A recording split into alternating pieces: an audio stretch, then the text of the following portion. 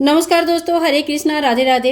व्रत विधि उपाय में सभी लोगों का स्वागत करती हूँ। तुलसी विवाह का पूजन सामग्री आज इस वीडियो में हम देखेंगे। सबसे पहले हमें एक तुलसी की पौधा चाहिए जो कि बहुत ज़्यादा छोटा है या बहुत ज़्यादा बड़ा नहीं होनी चाहिए। इसमें छोटे छोटे मंजरियाँ आनी चाहिए, इस तरह का एक पौधा हमें चाहिए। इसके बाद देखिए, विवाह है तो विवाह के लिए गणेश जी की उपस्थिति बहुत ही आवश्यक होता है। आप गणेश जी की एक मूर्ति ले सकते हैं या तो फिर अगर नहीं है तो आप कोई सुपारी से भी गणेश जी बनाकर उनकी पूजन कर सकते हैं। फिर देखिए, तुलसी जी की विवाह हमेशा ही शालिग्राम जी के साथ किया जाता है। तो आपके घर में शालिग्राम जी है तो आप उनसे विवाह कीजिएगा, और नहीं है तो आप मंदिर में या किसी और के पास अगर शालिग्राम जी है तो उनके शालिग्राम जी को भी आप न्योता देके उनके साथ भी शादी करवा सकते हैं। इसके बाद देखिए, विवाह है तो हमें फूल चाहिए, बरमाला चाहिए, तो 2 माला आप जरूर व्यवस्था कर लीजिए। साथ साथ में फूलों की व्यवस्था कर लीजिए, एक शालिग्राम जी के लिए, एक माता तुलसी मैया के लिए। और इसके साथ साथ ही थोड़ा सा आपको दुर्वा घास की व्यवस्था जरूर करनी चाहिए, क्योंकि गणेश जी को दुर्गा घास जरूर चढ़ाया जाता है। इसके बाद देखिए, विवाह संपन्न करने के लिए हमें कलश स्थापना करना बहुत ही आवश्यक होता है और बहुत अच्छा भी माना जाता है। तो कलश की स्थापना के लिए हमें एक कलश चाहिए होगा। आप पीतल का, चांदी का, किसी का भी कलश ले सकते हैं। और इसके साथ ही हमने अशोक का या आम का 5 पत्ते या 7 पत्ते लेनी होगी। कलश में डालने के लिए आपको 1 सुपारी, 2 इलायची, 2 लौंग, 1 रुपये का कॉइन, हल्दी के गांठ इत्यादि चाहिए होगा। और कलश में डालने के लिए शुद्ध जल की आवश्यकता पड़ेगी। इसके साथ ही देखिए, मंगल कार्य के लिए दीप कलश की स्थापना की जाती है, तो आप एक दीप कलश लीजिए। और यहाँ पे देखिए, मैंने गेहूं से एक पूर्ण पात्र लिया है, क्योंकि एकादशी के दिन अगर विवाह संपन्न होता है तो गेहूं से आप यूज़ कीजिएगा, चावल की यूज़ नहीं कीजिएगा। और अगर एकादशी के बाद किसी भी दिन आप कर सकते हैं, द्वादशी से लेकर पूर्णिमा तक। तो अगर आप द्वादशी से लेकर पूर्णिमा तक संपन्न कर रहे विवाह, तो आप चावल का भी यूज़ कर सकते हैं। तो ये वो सामग्री है जो हमें कलश स्थापना के लिए आवश्यक रूप से चाहिए होगा। इसके बाद देखिए, जब भी विवाह संपन्न होता है तो हम अपनी बेटी को कुछ ना कुछ बर्तन वगैरह, बहुत सारे गिफ्ट्स वगैरह देते हैं। तो अगर संभव है तो आप तांबा, पीतल, कांसे का बर्तन दीजिएगा, सबसे अच्छा माना जाता है। संभव नहीं है तो आप स्टील का भी दे सकते हैं। लेकिन देखिए, जो भी दान के लिए आप निकालेंगे वो सारे नया होना चाहिए, कोई भी पुराना बर्तन नहीं होना चाहिए। मैं यहाँ पे पूजा की बर्तन दिखा रही हूँ आपको, लेकिन जब आप दान के लिए घर पर पूजा करेंगे तो आप नया बर्तन लेके आइए और नया बर्तन दान कीजिएगा। इसके बाद देखिए, हमें कुछ वस्त्र की आवश्यकता पड़ेगी। आप साड़ी लेके आ सकते हैं, अपने अपने सामर्थ्य के हिसाब से साड़ी ले सकते हैं, दुपट्टा ले सकते हैं, ब्लाउज पीस ले सकते हैं। तो देखिए, ये जो है ना, बेटी की शादी होती है और अपने अपने सामर्थ्य के हिसाब से होता है। तो यहाँ पे मैंने तुलसी मैया के लिए देखिए, आपको एक इस तरह का कोई भी लाल चुनरी लेके आना होता है। शादी के लिए लाल चुनरी पहना जाता है।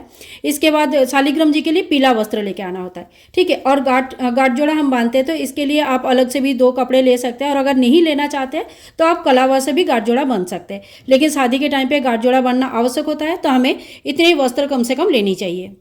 इसके बाद देखिए, माता को चढ़ाया जाता है श्रृंगार की सामग्री। अगर विवाह है तो श्रृंगार की सामग्री आवश्यक होता है। और इसमें जो आवश्यक होता है, देखिए, सिंदूर आपको जरूर लेनी है, साथ में मेहंदी आपको जरूर लेनी है। मेहंदी की कुपी या मेहंदी कैसे भी ले सकते हैं। और साथ में चूड़ी, बिंदी, मेहंदी, महावर वगैरह ले सकते हैं। और मंगलसूत्र आपको जरूर लेनी है, साथ में चांदी का या कांसे का बिछिया ले सकते हैं। तो ये सारी चीज़ें, 16 श्रृंगार भी आप ले सकते हैं, नहीं तो 5 भी ले सकते हैं। तो इसका एक ऐसे पैकेट बनाकर, जिस तरह से भी आप देना चाहते हैं, इस तरह से एक श्रृंगार की सामग्री आपको जरूर लेनी है। आप पूजा के लिए जो आवश्यक सामग्री है वो हम देख लेते हैं। तो देखिए, हल्दी ले लीजिए, कुमकुम ले लीजिए, जो डब्बे में आपका पूजा का हल्दी कुमकुम रहता है वही ले लीजिएगा। 2 जेनोई हमें कम से कम चाहिए, एक भगवान विष्णु जी के लिए, एक गणेश जी के लिए।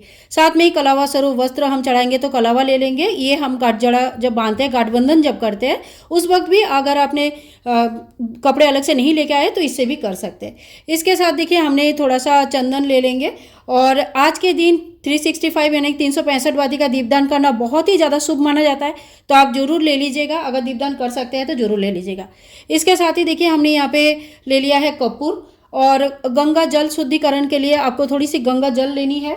इसके साथ ही हम नॉर्मल 1 लोटा जल ले लेंगे। ये जल जो होता है ना, हम कलश में भी भरेंगे, जल का छींटा देते हुए स्नान भी कराएंगे, तो बहुत सारे कामों में लगता है। तो थोड़ी सी जल आप जरूर ले लीजिए।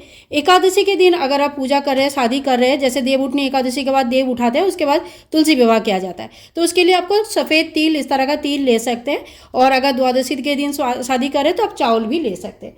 इसके साथ ही देखिए, अखंड दीपक के लिए आप बड़ा दीपक को इस तरह का ले सकते हैं, क्योंकि इस दिन अखंड दीपदान करना बहुत अच्छा माना जाता है। अगर आप कर सकते हैं तो जरूर ले लीजिएगा। इसके साथ ही हमने यहाँ पे धूप बत्ती ले लेंगे।